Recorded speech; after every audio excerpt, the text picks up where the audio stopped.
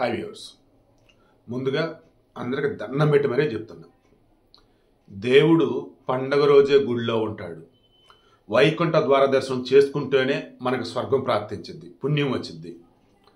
మీరు ఏ మతస్థులైనా దయచేసి ఇటువంటి వాటి నుంచి బయటపడండి. గణేష్ గోల్డ్ తాకట్టులో ఉన్న బంగారాన్ని విడిపించి కొనబడును. సంప్రదించండి 9966651144. దేవుడు అనేవాడు మీరు చేసే ప్రతి మంచి పనిలో ఉంటాడు. మీరు మంచి పని చేసిన తర్వాత ఆ దేవుడే మీలో అందరు కనిపిస్తాడు. మన గుడులు కానీ పుణ్యక్షేత్రాలు కానీ అవి ఏంటంటే, అక్కడికి వెళ్ళినప్పుడు మనలో తెలియకుండా ఒక గొప్ప మార్పు అనేది వస్తుంది. ఆ ప్లేస్, ఆ సౌండ్, ఆ వైబ్రేషన్, ఆ మంత్రాలు. సో వీటి కోసం అక్కడ దాకా వెళ్తారు. ఈ వైకుంఠ ద్వార దర్శనం అప్పుడు ఉత్తర ద్వార దర్శనం అంటారు. పాలసముద్రంలో ఆ విష్ణు భగవానుడు కొలువై ఉన్నటువంటి వేళ దేవత అంతా కూడా ఉత్తర ద్వార దర్శనం చేసుకునే మూమెంట్లోనే మనం కూడా ఈ ఆలయాలలో ఉత్తర ద్వారం నుంచి స్వామివారిని దర్శించుకుంటాం. పైన దేవతలు, భూలోకంలో వచ్చేసి మానవులు అన్నట్టు. సంతోషమే ఆ రోజు దర్శనం చేసుకున్నందుకు.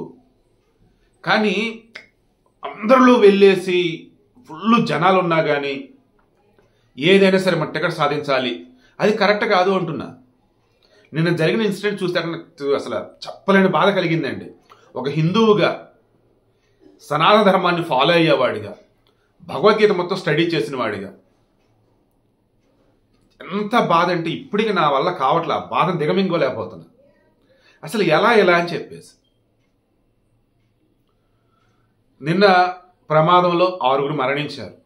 అందులో శ్రీలంక చెందినటువంటి మల్లి అనే పర్సన్ చనిపోయారు. ఆడాను 40 years ప్లస్. వాళ్ళ కుటుంబ సభ్యులు మొత్తం 10 మంది వచ్చారంట. ఆ కుటుంబ సభ్యులు ఆ కథను చెప్పిన మాటలండి ఇప్పటివరకు వీడియో ఇవ్వకుండా నన్ను ఆపింది. ఎందుకంటే ప్రభుత్వం నష్టపరిహారం ప్రకటిస్తే ఆ అమౌంట్ ఎంతో చెప్దామని చెప్పేసి ఇప్పటి వరకు అది రెవెన్యూ శాఖ అందరూ అనగానే సత్యప్రసాద్ కొద్దిసేపు క్రితం ప్రకటించారు. ప్రభుత్వం నుంచి ఒక్కొక్క కుటుంబానికి, మరణించిన కుటుంబానికి 25 లక్షల రూపాయలు ఎక్స్‌గ్రేషియా ప్రకటించారు, నష్టపరిహారం ప్రకటించారు. ఎందుకంటే ఇందాక అతను మాట ఏంటంటే, ఇంటికి తీసుకువెళ్ళడానికి కూడా మా దగ్గర డబ్బుల్లా ఉన్నాడు.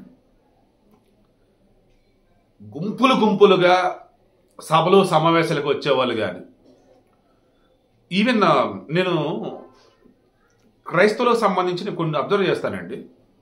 కూటములనో స్వస్థ సభలనో ఏదో పెడుతూ ఉంటారు. నేను అక్కడ చూస్తా ఎంత పేదోళ్ళు అంటే పాపం వాళ్ళు చూసి నాకైతే కళ్ళలో నీళ్ళు తిరుగుతాయి ఒక్కొక్కసారి. అయితే ఏ మతమైనా కానీ పేదోడినే వాడుకుంటున్నారు ఏంట్రా ఈ రకంగా మత పెద్దలు అనిపిస్తూ ఉండదు.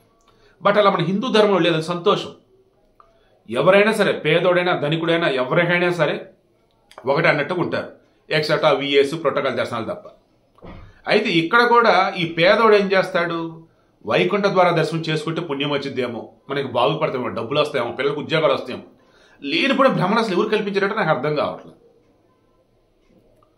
సో ఇందాక అతను చెప్పింది ఏంటంటే, బాడీ మేము తీసుకెళ్ళాలి కదా, సేలం ఇంటికి పట్టుకెళ్ళాలి కదా, ఎలా పట్టుకెళ్ళాలా, డబ్బుల్లో మా దగ్గర ఏమి, మేము పేదవాళ్ళం అబ్బా అని అది చెప్తుంటే అది ఏంటి అసలు. మన భారతదేశంలో ఈ జనాలు అన్న వాళ్ళు ఏదైనా ఒక మూఢనమ్మకాన్ని ఎందుకు ఇంత బ్లైండ్గా ఫాలో అవుతారు?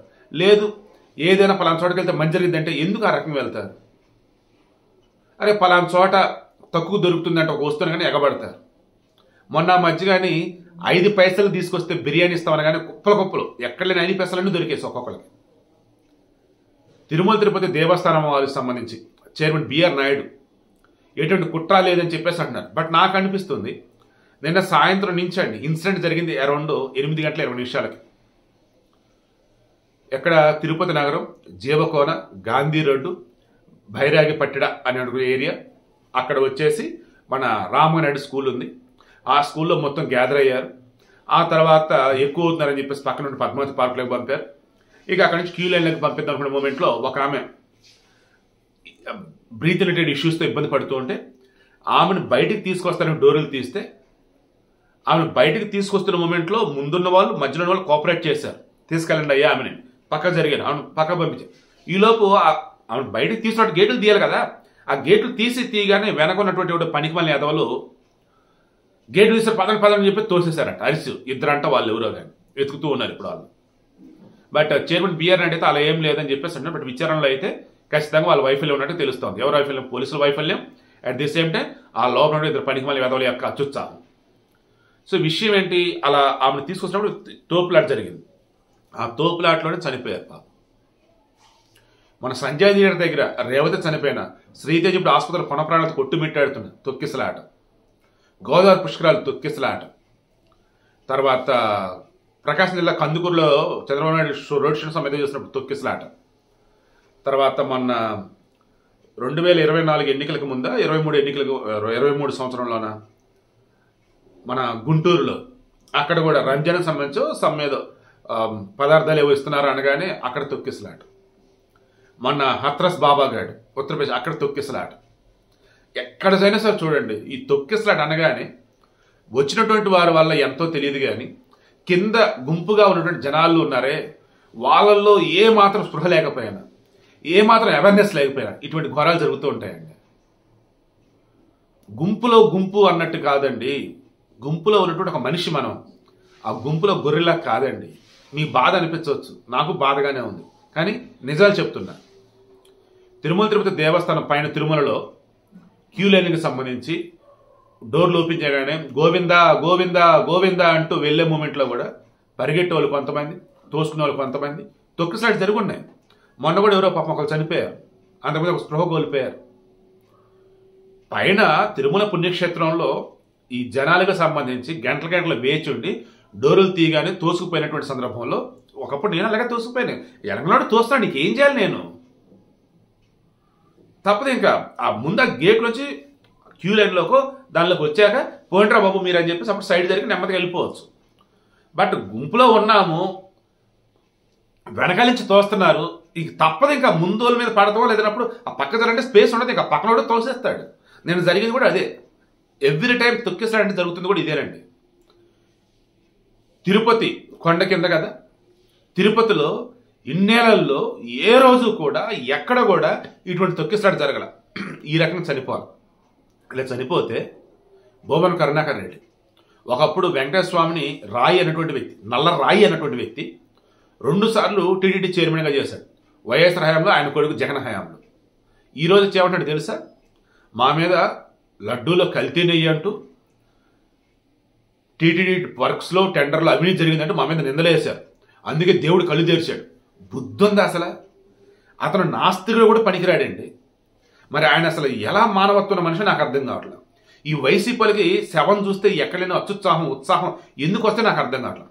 అరే జగన్ సైతం సైలెంట్గా ఉన్నాడే, మరణించడం చాలా బాధాకరం, క్షతగాత్రులకి సత్వర సేవలు అందించండి అని ఒక మాటని సైలెంట్ అయిపోయాడు. మేబీ ఆయన ఒక మాటని ఏదో మీరు అనండి అని చెప్పేసి మీతో తోసి అనిపిస్తున్నారు. దేవుడు కళ్ళు తెరిచేది ఏంటాయి స్వామి? అసలు దేవుడు కళ్ళు తెరిస్తే మీతో అంతా కూడా శుభ్రంగా చూసుకుంటాడు అందరినీ, అందుకని జనాలు చంపడం. సో దయచేసి స్టార్టింగ్ చెప్పిన, మధ్యలో చెప్పిన, ఇప్పుడు కూడా చెప్తున్నా, మీరు గుంపులో ఉండాల్సి వచ్చినప్పుడు కొంచెం కేర్ఫుల్గా ఉండండి. లేదు అసలు మీ గుంపులోకి వెళ్ళమంటారా? సంతోషం. దేవుడు అనేవాడు, మీ దేవుడు ఎక్కడ ఉన్నా కానీ అక్కడ ఉంటూనే ఉంటాడు. లేదు మీరున్న చోట కూడా ఉంటూనే ఉంటాడు. మీకు నమ్మకం ఉంటే, మీరు మంచి పని చేస్తామని చెప్పేసి మీ మనస్సాక్షి మీకు చెప్తే, ఓ పేదోడు ఆకలి తీర్చిన, ఓ డబ్బున్నోడికి సంబంధించి కష్టంలో అంటే వాడు చిన్న సాయం చేసిన, వాడికి మీరు దేవుడేనండి. ఆ దైవం మీలోనే ఉండిద్దండి. అహం బ్రహ్మస్మి, అంతా నేనే ఉన్నాను. పంచభూతాలండి, మొత్తం అబ్జర్వ్ చేస్తూనే ఉంటాయండి. ఆ దేవుడిని సరైన సమయంలో అవే తీసుకొచ్చి మీ ముందు పెడతాయండి. వెళ్ళండి, గుడులకు వెళ్ళండి, పుణ్యక్షేత్రాలకు వెళ్ళండి. ఎప్పుడు కొంచెం తీరుబడి ఉన్నప్పుడు, కొంచెం పర్లేదు జనానికి క్రౌడ్ లేదనుకున్నప్పుడు వెళ్ళండి. దండం పెడుతున్నా, పండగ రోజే వెళ్ళాలి, వైకుంఠ ద్వారా దర్శనం చేసుకుంటేనే పుణ్యం కలిగిద్ది. అలా ఫూలిష్గా బ్లైండ్గా ఉండకండి ప్లీజ్. నేను నమ్మకాన్ని, ఆచారాన్ని ఎక్కడనే తప్పు పడతలేదండి. గుంపులుగా ఒకేసారి తూసుకురావటం ఉండటం అన్నది నా వల్ల కావట్లేదు, డైజెస్ట్ చేసుకోలేకపోతున్నా. అలా